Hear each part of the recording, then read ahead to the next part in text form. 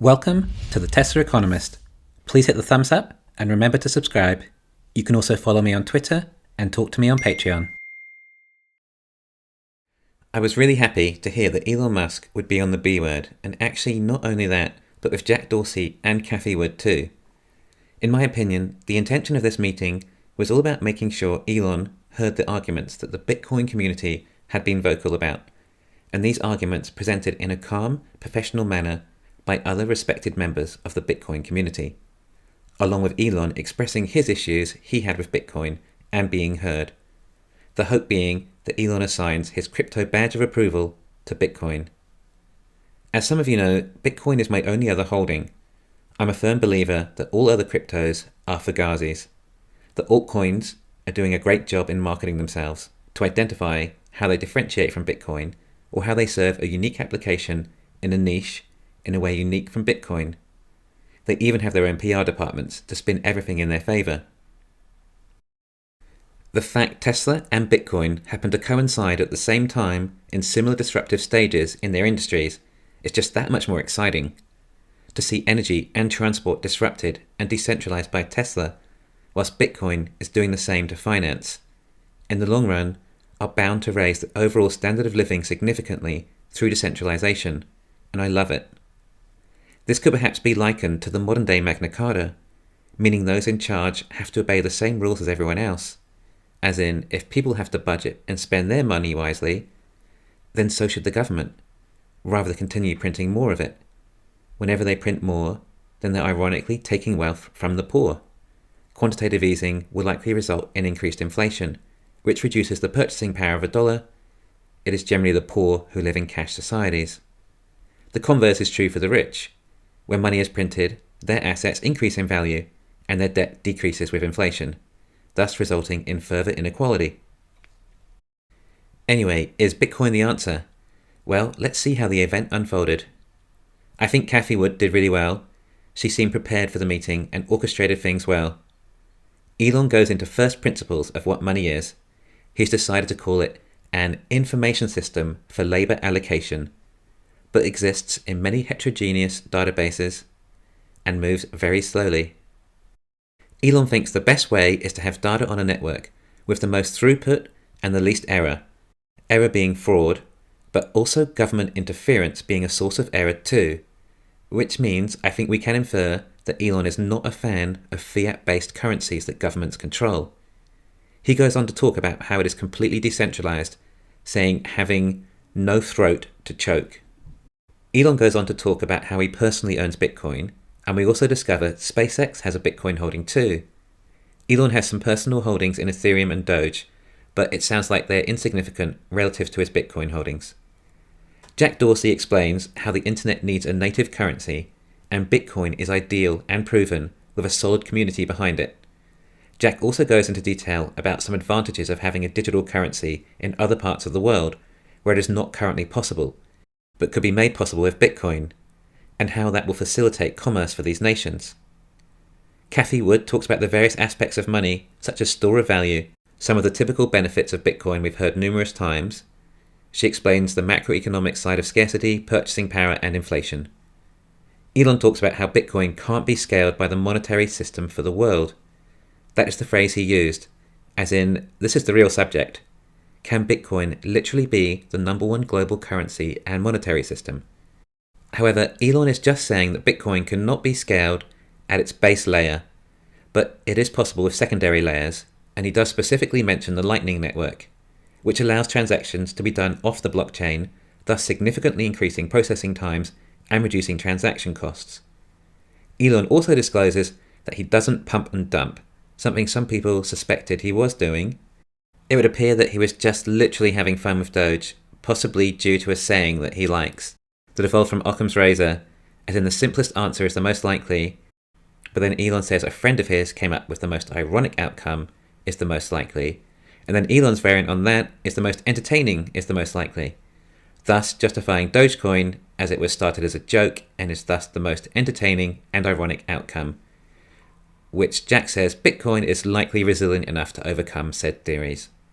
So to all of you that thought that Dogecoin was legit, I hope you're starting to come to some realization now.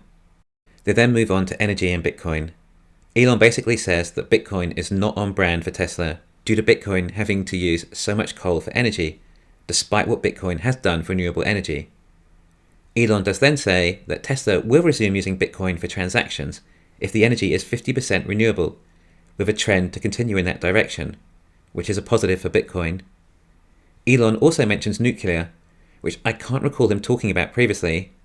I've also said I believe we have to turn to nuclear to remove ourselves from fossil fuels. I just don't see how you can power the likes of China with just solar and wind. Jack says Bitcoin has been a great way of discovering any extra unused energy and converting it into a secure, sound money system for the planet. Cathie Wood explains how it's of benefit to society in that citizens can transfer their money at minimal cost, compared to up to 30% to transfer money to their families in some countries, or how other citizens are at the mercy of authoritarian governments, or others who live with double or triple digit inflation, losing their purchasing power. Bitcoin may be volatile, but it's still more stable than some other currencies, where Bitcoin is already a better solution for them. Elon then talks about private keys for cryptos. Any crypto or exchange that does not give you your private keys, then is not decentralized. If you have your crypto on an exchange, it's not secure. For it to be secure, you should have your own hardware wallet with keys, which is what you can do with Bitcoin currently. You can also have multiple keys if you choose, but they didn't go into much detail about what is available today in regards to hardware wallets and keys. Jack talks about how much he loves Bitcoin, how great it is, how much he learned from it, and he wants to push the community out. Elon then somewhat calls him up on this statement. Elon asks Jack, why doesn't he let Twitter advertisers pay in crypto? Almost like, why don't you put your money where your mouth is? Jack misdirects and evolves the question into something bigger, that if the internet had a native currency such as Bitcoin, then Twitter wouldn't have to be so dependent on advertising anyway. But this conversation ends up focusing on that there needs to be more off-ramps into real products and services using Bitcoin, and will in turn give more support to Bitcoin.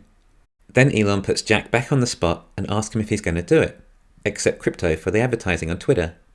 I'm inferring this almost as if Elon wants to see Jack put more skin in the game before Elon follows suit. Elon says that he would generally do things that benefit the people as a whole and increase the probability where the future is good, implying Bitcoin is the antithesis of centralized fiat currencies. In other words, the world is a better place if we take monetary policy away from the governments. Elon does then refer to governments as corporations, which is a similar perspective on how I also view them, except it's a corporation you're forced to use their products at gunpoint, and if you don't, they put you in a cage. And these corporations are run incredibly inefficient. Cathie Wood talks about a lot of other popular benefits of Bitcoin that we've mostly heard before. She comes off confident and prepared. Elon then talks about how the interest rates are negative in Europe, and that you have to pay them to hold your money, whereas Bitcoin simply wouldn't charge you to hold. Jack then summarizes how Bitcoin is still not intuitive enough and more work needs to be done on wallets, but it is improving. They're then each asked what hope they have for Bitcoin. Elon says he basically wants money without government intervention or fraud, giving more power to the individual.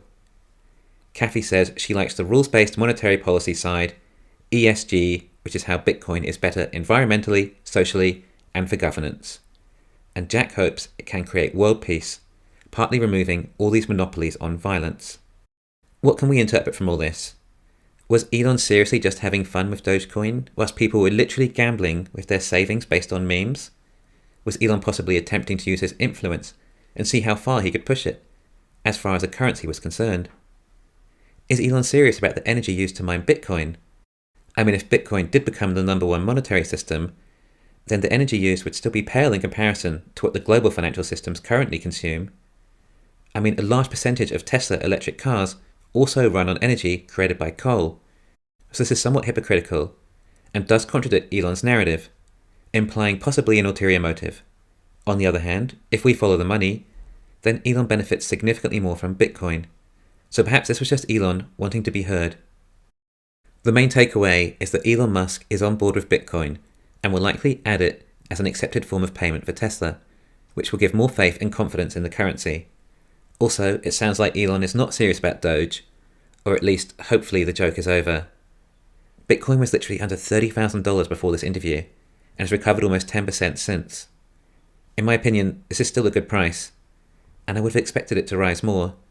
But on the other hand, if a nation like El Salvador can accept it as legal tender, and that doesn't bump the price much either, then perhaps Elon Musk's stamp of approval might not do much at this stage either. I think Bitcoin might be a slow grind back to recovery for now. One of the biggest catalysts for Bitcoin would be for it to have its own ETF. This might be compared to Tesla perfecting their 4680 line. Both events would be needle movers. Similar to Tesla's stock price too, I can't see either of these moving particularly much for the rest of the year, which is good for us, as it gives us more time to save up and invest more. Thanks for listening. Please hit the thumbs up and remember to subscribe. You can follow me on Twitter and talk to me on Patreon.